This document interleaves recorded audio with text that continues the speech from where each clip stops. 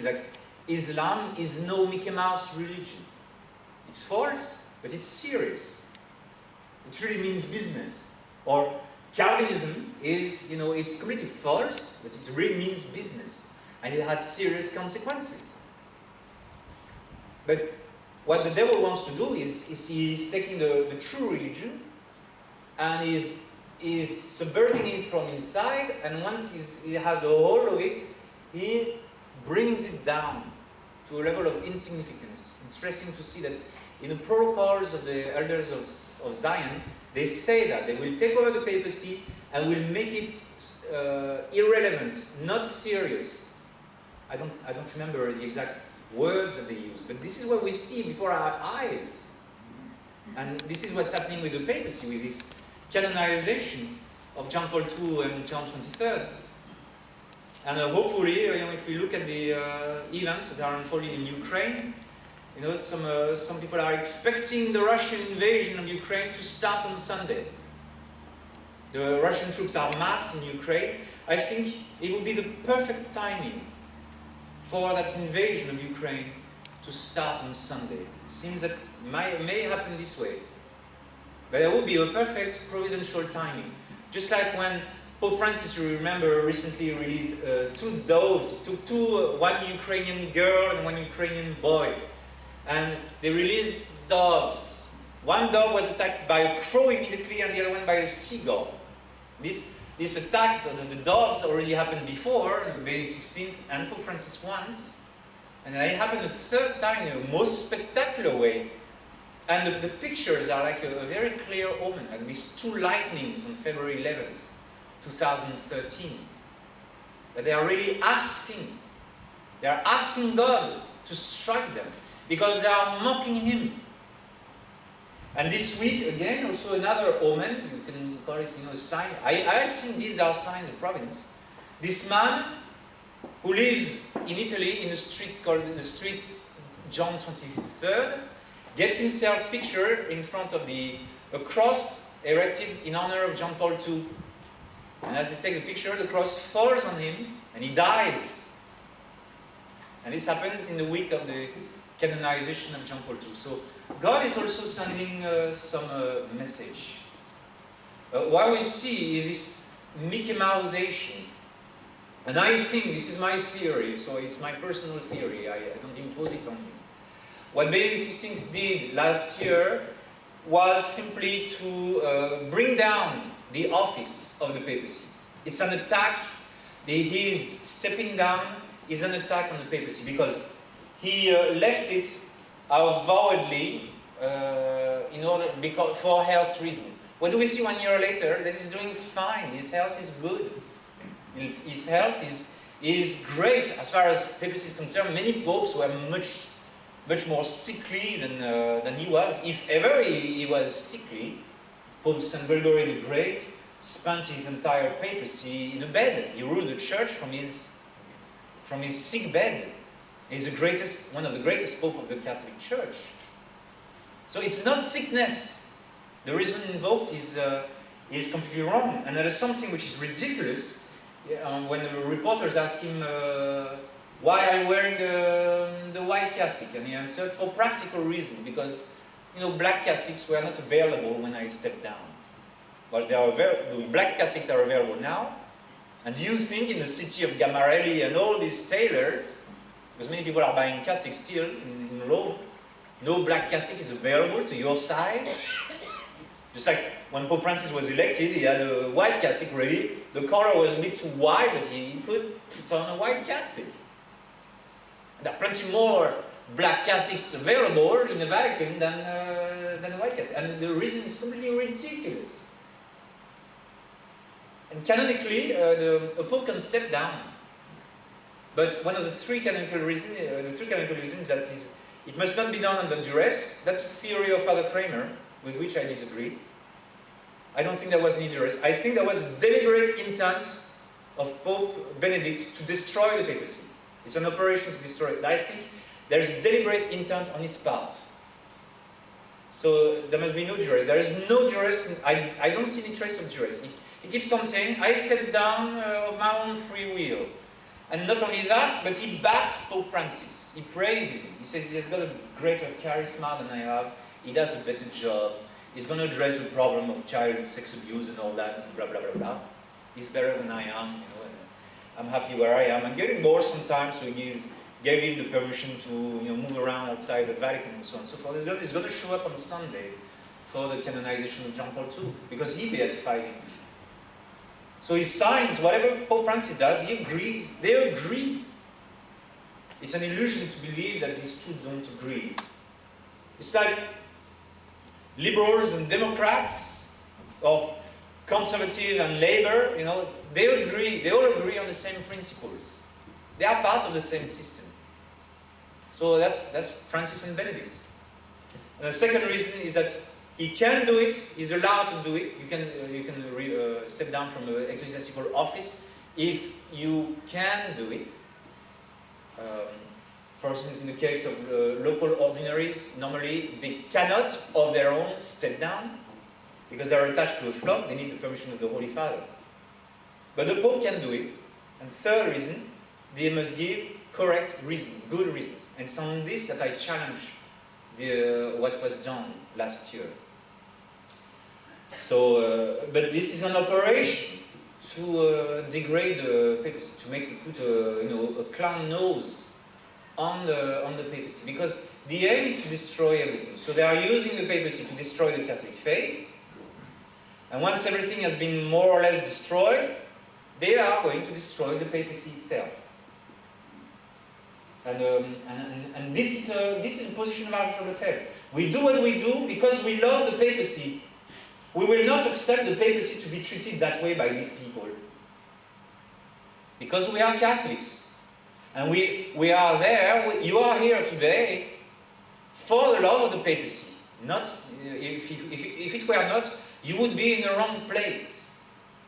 We want the papacy as God has established it. It does not belong even to the Pope to redefine the office of Peter. The one who defines the office of Peter is Christ, not the Pope. The Pope has no power to change the nature of his office. And they are changing it into a presidential office with a limited mandate. And the first thing, you notice, the first thing that Pope Francis did when he became Pope was to appoint 8 cardinals in order to curtail his own papal powers. That's the first thing he did. Not the fact of ridiculing his power, but the fact that he's diminishing the amount of powers that he has. And then they canonize themselves automatically. They canonize all the Pope of Vatican II. Just like in seminaries, there is no truth before Vatican II, so you burn the books that are before Vatican II. I remember I was in Bombay, there was a Jesuit priest, and he had lots of traditional books in his priory. He didn't know what to do with it. I asked him if he could donate them to me. No, he said, I will destroy them. I will destroy these books. So for them, the same way.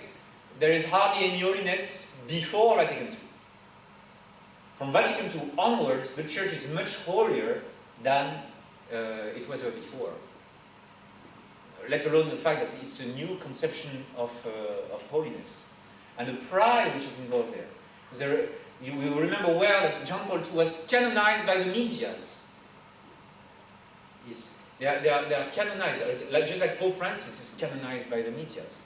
So I think he should canonize himself at the same time as he's canonizing John Paul II.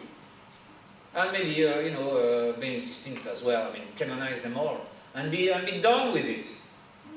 Because that's the way they believe themselves to be so holy. And this is a typical mockery of the concept of sainthood. Because if everybody is a saint, nobody is a saint. If to be a saint, as Pope Francis says, is to be great in your humanity, if Christ is holy and divine because he's so human, that's a blasphemy of Benedict. Benedict says Christ is so divine because he's so human. That's a blasphemy. If that's the notion of holiness, there is no more holiness. Because if everybody is a saint, nobody is a saint. If everybody is exceptional, nobody is exceptional. If everybody is special, nobody is special. That's why this modern expression, you are somebody special, is completely empty and means nothing. And they are doing the same thing with the notion of sainthood. And so I could go on, but you probably know the rest of the actions of. But with insight, we realize more and more that their aim is to bring down the. Because Satan knows that that Our Lady is going to triumph through the papacy. It's interesting. He says, "I'm not going to triumph before the Pope consecrates Russia to my Immaculate Heart." So she's going to triumph, but her instrument will be the Pope, just like in the vision of St. John Bosco. And so Satan, expecting that, he knows that the angle is coming from there. Now it's time for him to destroy the papacy, or to really trample it underfoot, to make it completely irrelevant. And that's why Pope Francis delivers the good there, and is making a monkey of himself. And he's not fixing the church at all, because if you tell me that in order to solve the abuse of the priests, you are going to appoint a commission, it means that you are going to do nothing, because in political language, to appoint an inquiring commission means not in my life, over my dead body. I'm going to do nothing about it. And we haven't seen any punishments being inflicted on the priest guilty of those crimes, or those covering up those crimes. We haven't seen any punishments taking place. But so the media criticize those horrible scenes because they are horrifying per se. So you can understand the intent of the media is to destroy the Catholic Church, or those who own the media. But even without them, there will be an outrage, yes. But in order to buy himself some popularity, Pope Francis throws his dignity to the dogs. You can see, for instance, the fact that he's wearing black shoes, he's wearing dark pants, that you can see his CVs under his cassock. That's a sign. His cross is in iron. He's got the ring of Paul VI. He's bringing back the bent cross. Benedict was using that cross sometimes or often. Now, Pope Francis is bringing all kinds of different crosses, not just the bent cross, but the wood cross, all the crazy things. And we had all this was written in his Mass of Enthronement last year. In his Mass of Enthronement, which was, I watched it on YouTube, which is the religion of the Antichrist, where he puts just on the gospel side, there he puts all the Buddhists, the Hindus, the Jews, the Muslims, there, closer to the altar, on the gospel side. He gives communion to Angela Merkel and to Nancy Pelosi, to pro-abortion people, to Joe Biden, to obvious Masons. And his speech is a Masonic speech. And he flouts the right of allegiance. Normally the cardinals who kneel in front of the Pope give the Pope the apple. Now he stands and give them a hug. How are you doing? Only 8 of them. So everything he flouts. He doesn't genuflect before the host that he consecrates. All these he calls ladies without veil to do the readings at his inauguration mass. So the inauguration mass was already telling us everything. Now we just see what's coming out of the. But now you are in a phase where they are so sure of their victory that they are mocking.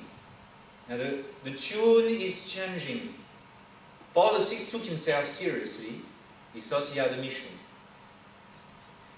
Padre Pio says he was a Freemason. Let us say that he was a serious Freemason, a dutiful person in his job. But now what we have is that there is a new tone which is coming, which is a tone of mockery. It's a tone of mockery. And usually when you do that, you are triggering God's response.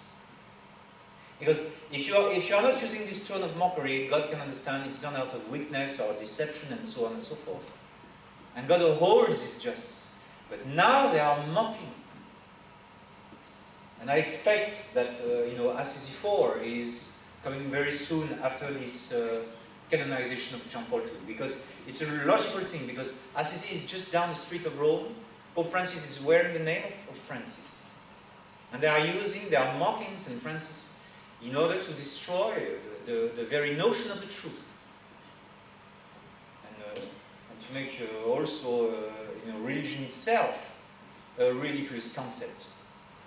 Because you line them up all there and it becomes like a food court of religion, where you choose whether you're going to use Burger King or McDonald's or whatever else there is, or Kentucky Fried Chicken. Even if I believe that Kentucky Fried Chicken is a slightly better religion than McDonald's.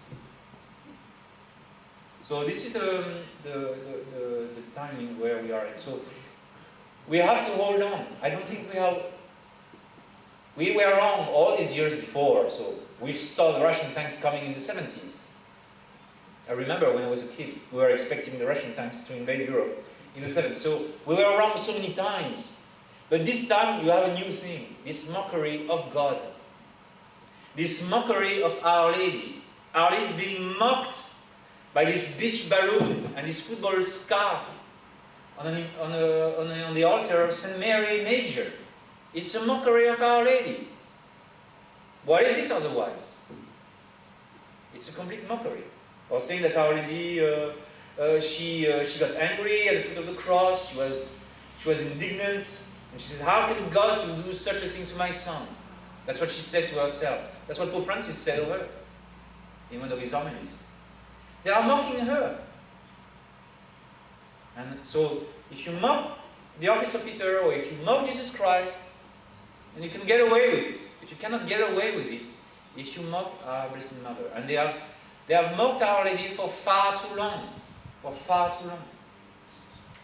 It's amazing now that the Masons themselves are trembling in front of Russia.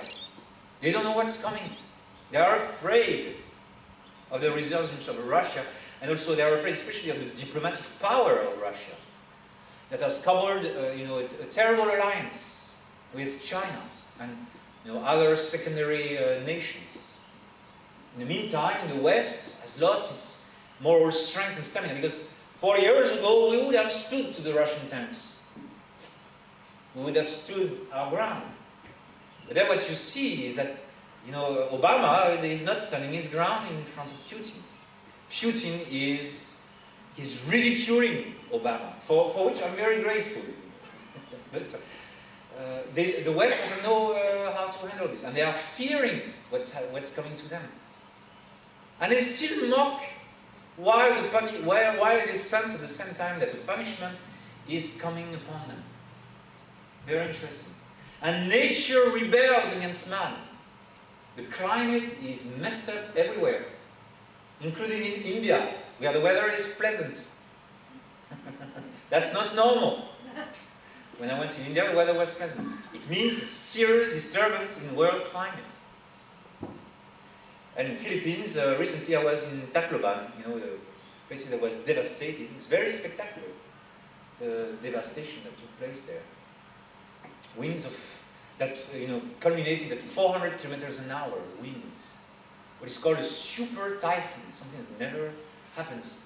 Okay, and then after Yolanda, there was another typhoon in Mindanao, and then it broke 5 main bridges over the island because of the floods. And many people were made homeless there. So when you go to many places in Mindanao, you see people living under tarps. And I've seen those people living under tarps in Zamboanga. Because of the Muslim rebellion, the downtown of Zamboanga is wrecked. And you see impacts of machine gun and grenades, and burnt out buildings on the downtown of Zamboanga. That's 1 kilometer or 2 kilometers long urban area. And those people have not been properly relocated yet. And 500 babies died in 1 year, or young children died in one year, because the hygiene there is not good, sanitization is not good. And they are dying, and they are not being relocated. Because they are out of the news now. And same thing with the other victims of the other typhoons that struck the Philippines. So that's what I see in the Philippines itself. So nature is rebelling, is showing what man is doing to God. The insults that man is piling up against God. It cannot go on forever. Signs are there. So the omens that I was mentioning at the beginning, the signs in nature and the disruption in the world order, in the diplomatic harmony among nations. Nations don't get along anymore. It's coming to a head. Also, countries are spiraling into civil war, into chaos, or dire poverty in some countries, like Cyprus, Greece, Spain. Those countries are poor countries now. They are third world countries. When I went to France last year, 2 years ago, the infrastructure of France in places looks like a third world infrastructure. And many beggars in Paris. Lots of them. Lots of beggars in Paris. When half of the youth in Spain is out of job, out of work, you have a clear failure of the liberal system of things. So the human race is beginning to pay the price. Nothing much to be seen here in Australia except socialism, communism, that is crushing every private initiative. I'm being told, Father, to open a school is very hard. Yes, that's socialism, because you are crushing the socialism. So even you are suffering, even though you've got the whole rest of the most beautiful country and great people. So but overall, I mean, these are, I think, the time for the correction is, the major correction is not so far. And when you start to mock God, the devil is so confident of his game, he becomes overconfident. The mistake that the devil always does is to overplay his hand, like he did in the person of our Jesus Christ. He overplays his hand, and because he overplays his hand and bets wrongly on a hand that he thought he was winning, he loses the entire poker game. Because he gambles, and he gambles successfully for a long time. But then after some time, he overplays his hand. He forces God to come out in a most wonderful way, says our Blessed Virgin Mary. And it's the fact that they attack the papacy that way, that they bring it to the dog, that they make it Mickey Mouse papacy. It's a sign for us that at last God will resurrect the papacy. Because the more the devil tries to destroy something, the more it comes to life again, the more it is restored.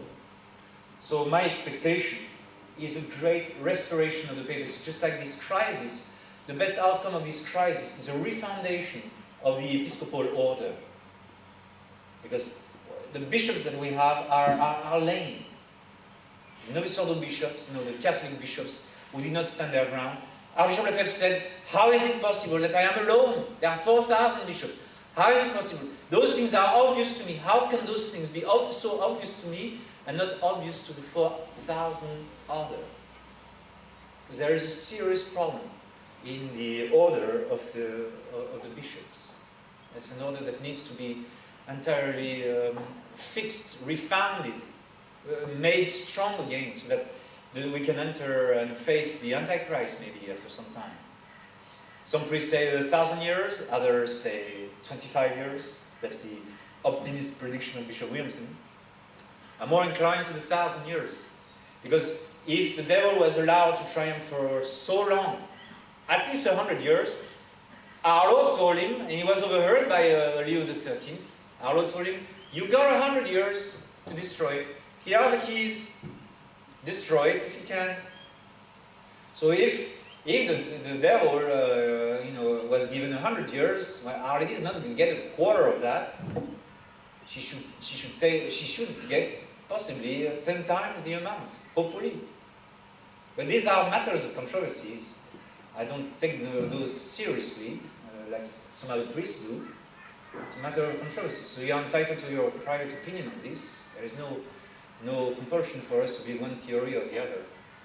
But I think it's more likely that Our Lady is going to fill the granaries of heaven.